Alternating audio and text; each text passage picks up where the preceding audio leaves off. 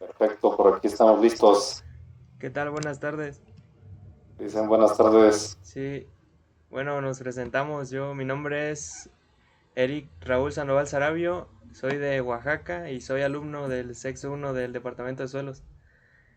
Alumno de la Sexto de profa suelo. Miriam. Bien, Sí, perfecto. Sí, hola, ¿qué tal, maestro? Buenas tardes. Yo soy Juan Pablo, soy del municipio de Calnal y del estado de Hidalgo. Y pues igual que mi compañero, pues estoy en el sexto año de la carrera en suelos. Y pues el motivo de esta entrevista es un trabajo que nos dejó la profa Miriam de entrevistar a una persona importante e influyente en la ciencia del suelo en México. Y pues a nosotros nos tocó a usted y pues es un gusto hacerle esta entrevista. Muy bien, jóvenes, pues si gustan, comenzamos. No hay problema. Gracias. Órale, sí, está bien. ¿Empiezas? bueno, para empezar, maestro, la primera pregunta sería si podría contarnos un poco sobre su formación y cómo fue que decidió especializarse en suelos.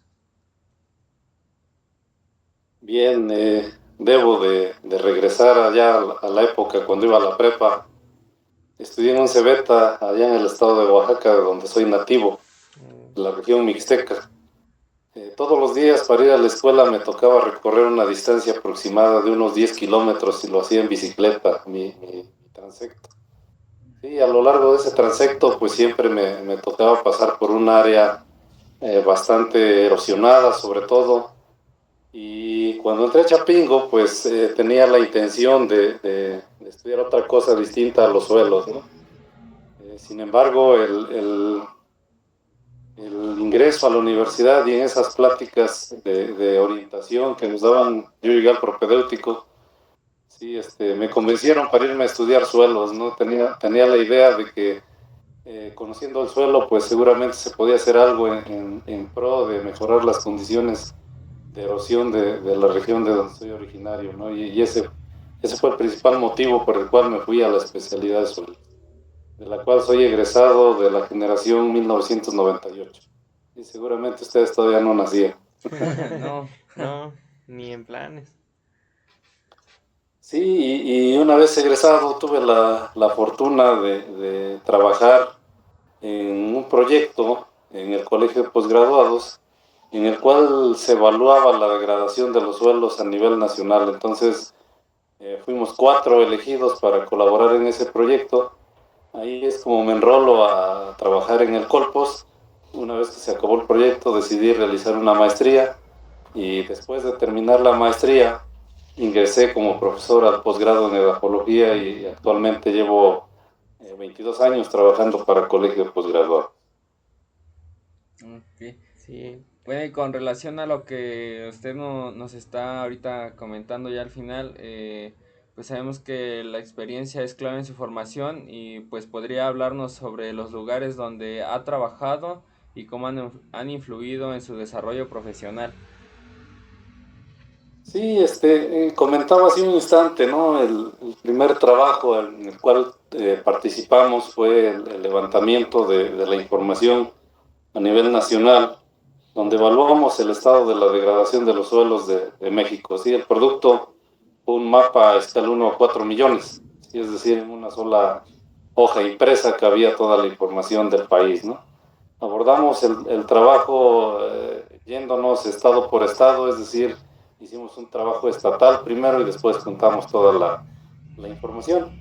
Me tocó evaluar el centro sur del país, es decir, de Michoacán, Guanajuato, Querétaro, Hidalgo, Puebla, Guerrero, Oaxaca y Chiapas, me parece que fueron los estados que me tocó recorrer en ese entonces, ¿no? Levantando esa información de degradación de suelos, ¿no? Aunque era un mapa muy general, nos daba idea dónde estaban las áreas más erosionadas, por ejemplo, en cada uno de los estados que recorríamos.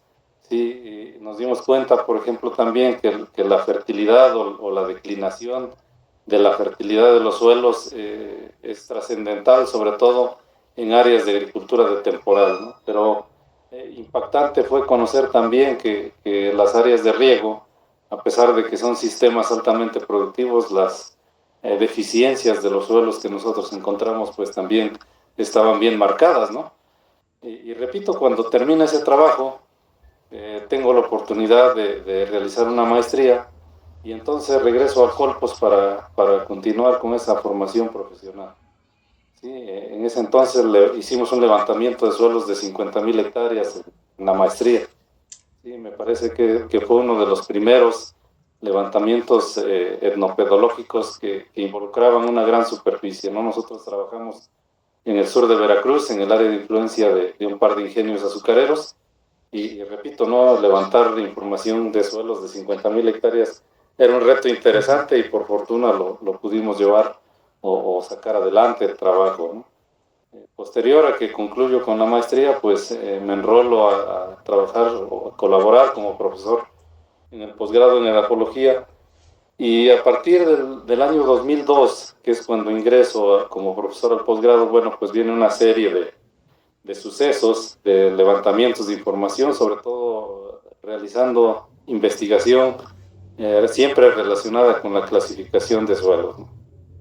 Ustedes seguramente conocerán que en nuestro país pues hay una gran deficiencia de información cuando hablamos o cuando queremos utilizar información edafológica reportada, ¿no? La institución oficial en México que debería facilitarnos esa información pues es el INEGI, pero desafortunadamente cuando revisamos la información de INEGI pues tiene una observación en promedio por cada 100.000 hectáreas, ¿no? Sí. Y si queremos resolver problemáticas locales a nivel de ejido o a nivel de comunidad, pues esa información está muy sobrepasada y entonces pues hay que generarla, ¿no? Esa fue la manera de trabajar desde el colegio de posgraduados y pues me ha tocado trabajar por fortuna en varias regiones del país, sí, Oaxaca, Guerrero, Chiapas, Michoacán, Estado de México. Tuve también la fortuna de trabajar en Zacatecas, en Tamaulipas, bueno, en fin, ¿no? Para no, para no hacer la plática muy cansada, pues hemos realizado alrededor de 15 distintos levantamientos edafológicos en distintas áreas del país. Algunos de ellos realizados con grupos de campesinos, ¿no? Porque Sí. eh, finalmente la información para ellos es de gran utilidad y muchas de las veces la investigación se queda por ahí en tesis o en artículos que difícilmente pueden consultar la gente del campo, ¿no? Entonces nosotros preferimos trabajar con grupos de campesinos que están involucrados y que necesitan y es útil la información que generamos.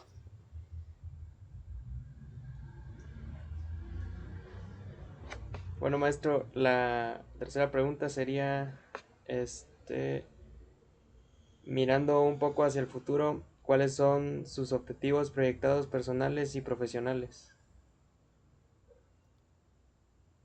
Bien, pues estando en la academia, a veces parece que uno se estanca, ¿no? Ser repetitivas las mismas labores, el hecho de dar clases sobre todo quita bastante tiempo, debo decirlo. Preparar el material para los cursos pues también es necesario, ¿no? Pero desde el punto de vista profesional y sobre todo estando en colegio de posgraduados, siempre ha sido un reto personal el cómo tratar de generar o de acercar la información edafológica eh, más digerida, sobre todo a los grupos de campesinos, ¿no? O al agro en general. Y en ese sentido, en los últimos años hemos estado trabajando en propuestas de cómo realizar, cómo generar información edafológica que le sirva al campesino. Y por fortuna en este año 2024 estamos por terminar un sistema de evaluación en el cual nosotros estamos considerando a las propiedades del suelo, ¿sí? Para que nos dé una calificación de estos y entonces podamos decir cuáles son los mejores suelos en cualquier región de nuestro país, ¿no? Hacia eso hemos estado trabajando y por fortuna, repito, este 2024 parece que antes de que se acabe el año vamos a poder tener disponible algo que sea de uso general, pero sobre todo que nos ayude a conocer cómo está la calidad de los suelos si queremos verlo desde ese punto de vista, ¿no? No me gusta utilizar mucho el término calidad porque cuando hablamos de calidad siempre lo asociamos con algún producto, ¿sí? Calidad de suelos para maíz, calidad de suelos para mango, pudiera ser, ¿sí? Pero nosotros estamos proponiendo algo más general. Sí, sería con las descripciones de perfiles de suelo poder realizar una calificación de estos mismos y de esa manera ir juntando la información que a nivel nacional pues siempre nos hace falta, ¿no? ¿Por qué hemos trabajado en esto? Bueno, pues porque definitivamente el INEGI pues no va a crear nuevos programas para levantamientos de suelos y la información sigue siendo escasa, ¿no?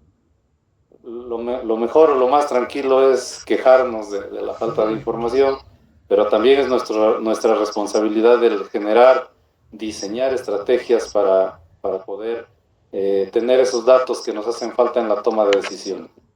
Y hacia eso le estamos apuntando en los últimos tiempos. Ok, bueno, y con esto último que usted nos comenta de generar información, ¿usted qué le recomendaría a los jóvenes estudiantes y futuros agrónomos interesados en especializarse en suelos? Bien, miren, el estudio de los suelos en nuestro país nunca se le ha dado la relevancia que se requiere. Cuando hablamos de los suelos en general, pues eh, parece que lo pasamos como si fuera algo muy cotidiano, ¿no? Y no le damos la importancia, ¿sí? Sin suelos definitivamente no habría bosques, y sin bosques y sin suelos no habría recarga de acuíferos, ¿no?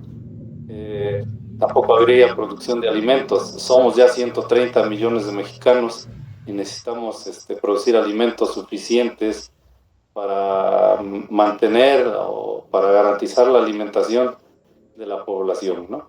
Pero pareciera que el efecto de la revolución verde no ha cambiado en nuestro país, ¿no? Pensamos que con la adición de fertilizantes podemos llegar a esos niveles que se requieren de productividad para poder satisfacer esas necesidades de los humanos, ¿sí? Pero para ello también es muy importante conocer el recurso con el que trabajamos. Sí, mucha de la política a nivel internacional ha estado desarrollada sobre todo por países que tienen unos suelos fabulosos para hacer agricultura, ¿no? Nosotros no los tenemos. Hablamos en ese caso de los molisols, de la taxonomía de suelos o de los feosem, charnosem y castañosem de la WRB, ¿sí?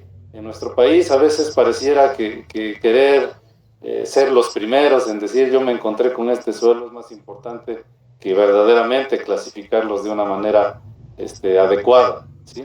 Si ustedes revisan la cartografía oficial en nuestro país van a encontrar FEOCEMS hasta en el desierto de Sonora, ¿no? Cosa que no es posible.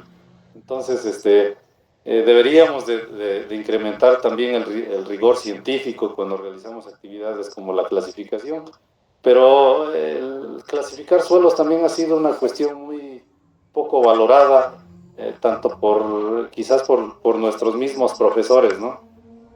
En suelos, en el departamento de suelos, nunca nos dicen que es más importante describir el perfil que generar una dosis de fertilización. Y cuando describimos nosotros un suelo, podemos saber cuáles son sus deficiencias, ¿sí? Cuando lo clasificamos, podemos generar paquetes tecnológicos o bien adaptar paquetes tecnológicos generados en otras partes del mundo y adecuarlos a las condiciones de suelo que nosotros tenemos, ¿sí? Eso es lo verdaderamente relevante de la especialidad, pero desafortunadamente no nos lo dicen, ¿no? Y a veces nos dicen que hay productos mágicos o nos hablan de fertilizantes mágicos, ¿sí? Y con ello pretendemos resolver esas necesidades de alimentación que tenemos, ¿sí? La FAO en los últimos años ha estado muy interesada en realizar investigación selectiva. ¿Qué quiere decir eso? ¿Sí? Que dependiendo del sujeto, en este caso que sería el suelo, deberíamos nosotros de generar una dosis de recomendación para todos los cultivos en particular, ¿sí? Es decir, una dosis diferente para maíz, una dosis específica para frijol, una dosis específica para trigo, si fuera el caso, ¿sí?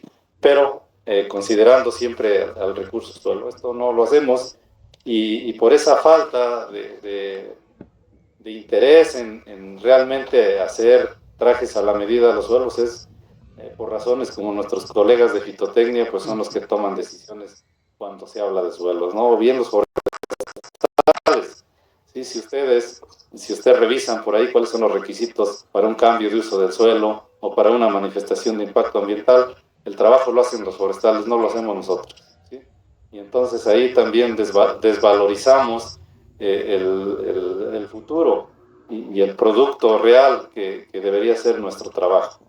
Siempre que nosotros tengamos disponible la información de cómo es el suelo y qué pretendemos hacer en esos suelos, podemos tomar mejores decisiones, ¿sí? No hay recetas mágicas, jóvenes.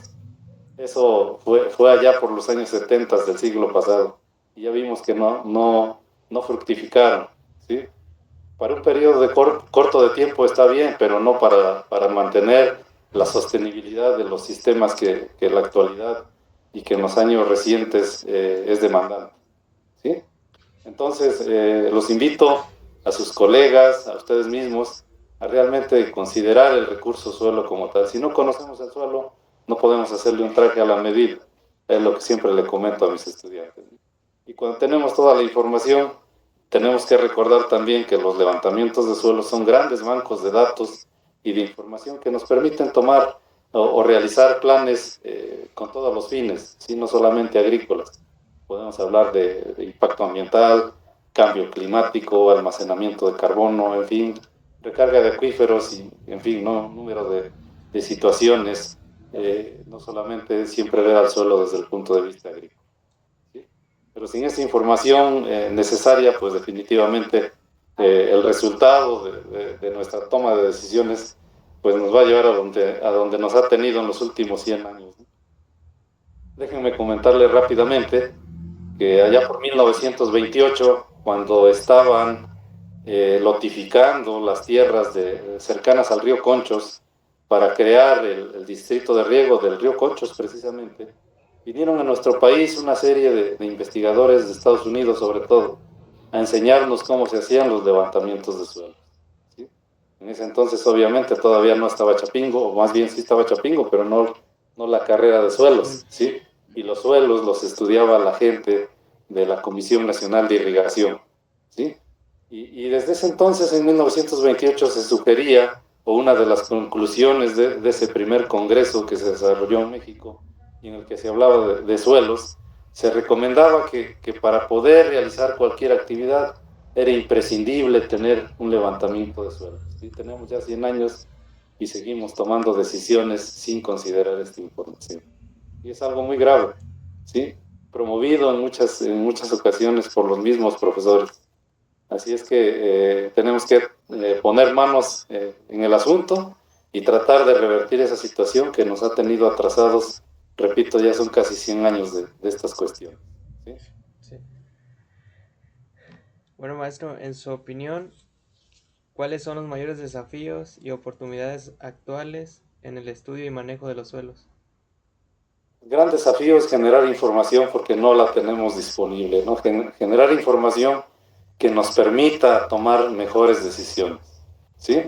Y la oportunidad es esa, ¿no? El campo laboral es inmenso, tenemos un laboratorio de 2 millones de kilómetros cuadrados, que es la superficie de nuestro país, y entonces pues no hay otra motivación más grande que el generar información que valga la pena, ¿sí? Que sea útil sobre todo, ¿sí? No útil solamente para la academia, no útil solamente para una institución, sino que verdaderamente pongamos manos a la obra para tener esa información que nos hace falta en todo el país. Bueno, y para finalizar, maestro, ¿hay algún aprendizaje o experiencia en particular que le haya marcado en su carrera y que quisiera compartir con nosotros? Sí, mira, cuando era estudiante nos cuestionábamos algunas veces, ¿no? Bueno, ¿por qué no hacemos clasificación con taxonomía de suelo? Y la respuesta de nuestros profesores es porque falta información. ¿Qué información falta? Bueno, toda la relacionada con las cuestiones climáticas, ¿no? Ustedes saben que taxonomía de suelos incluye tanto los regímenes de humedad como de temperatura para poder avanzar en los niveles jerárquicos de la clasificación, a nivel de subgrupo, ¿sí? Sin embargo, la pregunta o la respuesta siempre a los cuestionamientos era falta de información, ¿no? Yo nos decía, ¿quién la va a generar? Y jamás vi el interés de algún profesor en particular en decir, bueno, voy a generar esta información, ¿no? Que es necesaria. Entonces, cuando terminé la maestría y comencé el trabajo en el colegio de posgraduados, eh, tenía curiosidad por saber cómo se comportaban los distintos regímenes de humedad y temperatura en nuestro país. Y entonces busqué la información en el Sistema Meteorológico Nacional. Te das cuenta de que nadie mide la humedad de los suelos, ni tampoco las estaciones meteorológicas de nuestro país tienen el cuidado de colectar la información de cómo se comporta la temperatura, ahí medida 50 centímetros, ¿no? Por fortuna, en ese entonces nos presentaron el New Hall, que es un sistema de evaluación en el cual a través de variables ambientales tú puedes estimar tanto las condiciones de humedad como de temperatura de los suelos, ¿sí? Solo que tiene un requisito. No se puede utilizar información que no haya sido promediada en cuando menos un periodo de 30 años de tiempo. ¿Por qué? Porque las condiciones climáticas son cambiantes con el tiempo y entonces para garantizar que la información climática se correlacione con el ambiente en el cual se considera o se genera, precisamente se pide ese periodo de cuando menos 30 años de observación. Desafortunadamente, la sorpresa al tratar de evaluar a las estaciones meteorológicas de nuestro país es que, aunque te aparezca ahí en la página de Conagua, que tiene información desde 1960 y hasta el 2010, ¿sí? Cuando ya le das clic a cada una de las estaciones, hay un rengloncito ahí que dice número de años observados y te das cuenta que son 10, 12, 16. ¿Sí? Muy pocas estaciones cumplen el requisito de 30 años de observación. ¿Sí? Y repito, no tenía curiosidad, elegí a todas aquellas que tuvieran más de 20 años de información y con esas empecé a correr el software, ¿sí? Para saber cómo eran los regímenes en nuestro país. Comencé por el estado de Oaxaca, del cual soy originario.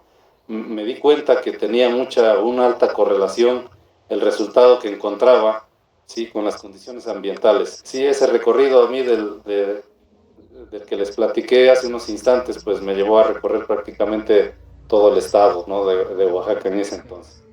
Sí, y entonces cuando empiezo a generar la información me doy cuenta que se correlaciona con el ambiente y siguen apareciendo más preguntas, ¿no? Digo, y bueno, ¿y cómo será la relación de los resultados en Chihuahua, por ejemplo?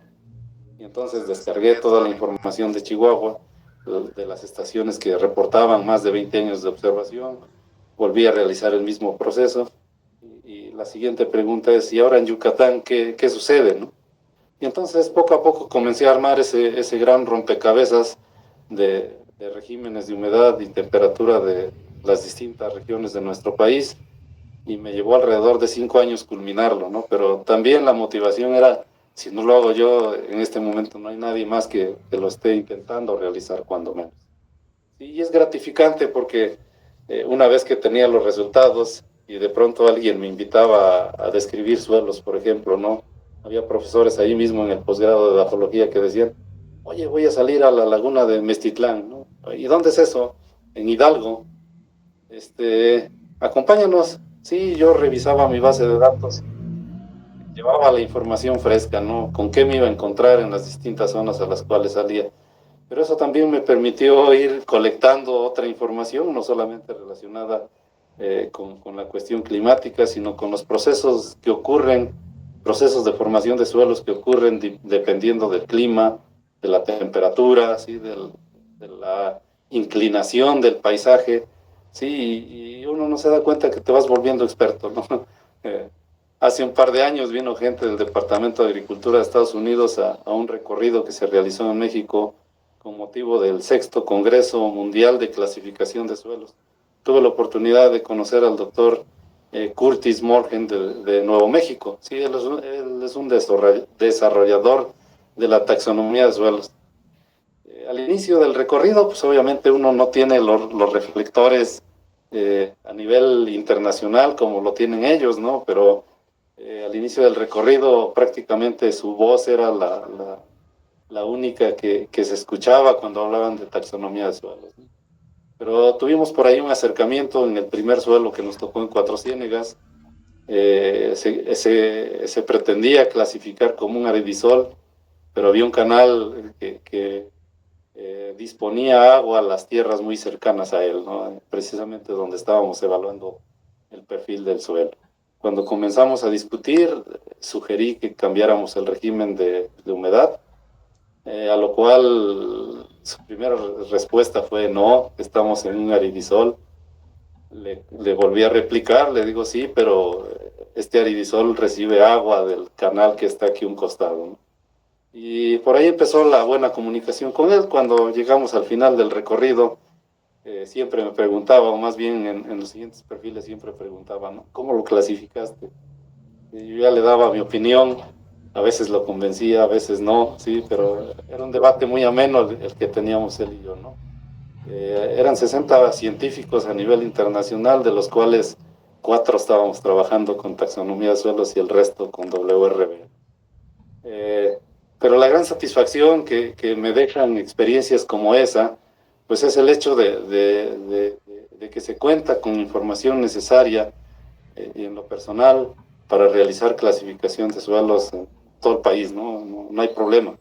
Sí, en ese sentido, y el debate que pudimos sostener con esos científicos internacionales, pues también deja un grato sabor de boca, ¿sí?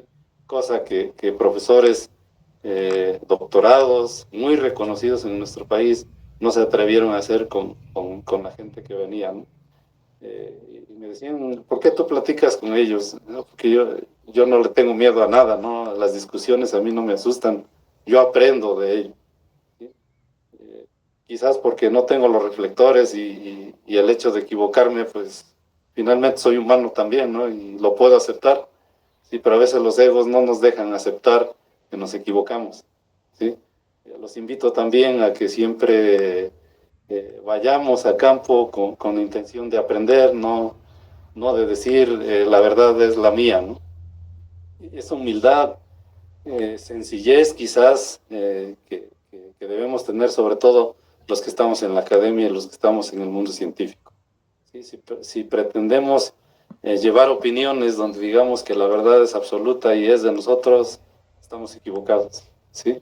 La naturaleza, como también lo he comentado en algunas ocasiones, ¿sí? Siempre nos pone pruebas. ¿Sí? En los libros te hablan de un solo proceso de formación a la vez.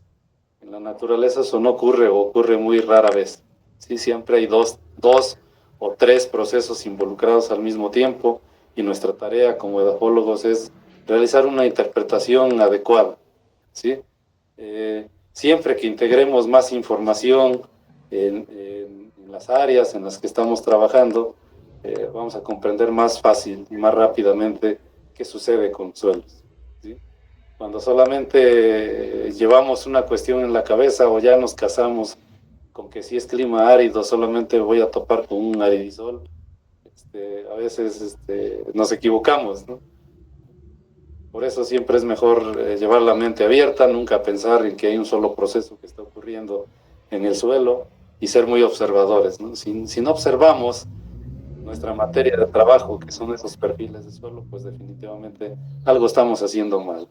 A mis colegas de generación, en algunas ocasiones cuando platicamos sobre los temas de suelos, siempre salen a relucir estas cuestiones, ¿no? Y a veces los incomodo o me gusta incomodarlos. Les digo, ustedes hacen el trabajo de un fitotecnista, ¿sí? O de alguien de irrigación, ¿sí? Cuando en realidad el departamento de suelos y los profesores que están ahí, hace años cuando menos, pues nos obligaban a ser meticulosos en las cuestiones de suelos. En la actualidad no sé cómo anden las cosas, pero la universidad y el departamento de suelo son únicos. ¿Sí? Suelo sigue siendo, o Chapingo sigue siendo la única institución en todo México que tiene una especialidad de suelos y eso ustedes tienen que valorar. ¿Sí? Los suelos en otras instituciones se abordan de manera muy lateral, ¿sí? No de manera tan específica como ustedes y entonces por la invitación es esa, ¿no? Si somos únicos, pues también deberíamos de hacer trabajos únicos. Sí, bueno, maestro, muchas gracias. Yo creo que, bueno, ya se acabaron las preguntas. Le agradecemos que haya aceptado la invitación. Y pues muchas gracias, maestro, por compartirnos de su tiempo y pues de todas sus experiencias que ha vivido. Sí, jóvenes, pues hace 15 años escuchaba a un señor decir que ahora nos toca ser los nuevos viejos, ¿no? Y entonces, pues es nuestra obligación también tratar de transmitirles un poquito de eso que nos ha tocado vivir, de las experiencias. En lo personal, soy alguien que aprende de todo, no puedo aprender de todo y de todos. Entonces, creo que es el camino para seguir en estas cuestiones de ciencia, ¿sí? De investigación, de docencia, ¿sí? Pero también a mis alumnos siempre les digo, ¿no? Si ustedes no desafían a su profesor se vuelve concha, ¿sí? Eh, no hay nada más motivante que un alumno que te dice, oye, creo que ahí te equivocaste, o creo que te faltó esto, ¿no? Y entonces el cerebro sí sigue trabajando, buscando soluciones y siempre hay que estar listos para mejorar el día de mañana. ¿Sí? Sí, Gracias, claro. jóvenes. A usted muchas gracias. A usted, maestro, le deseamos una linda tarde. Igualmente, que estén bien. Gracias. Gracias. Hasta luego.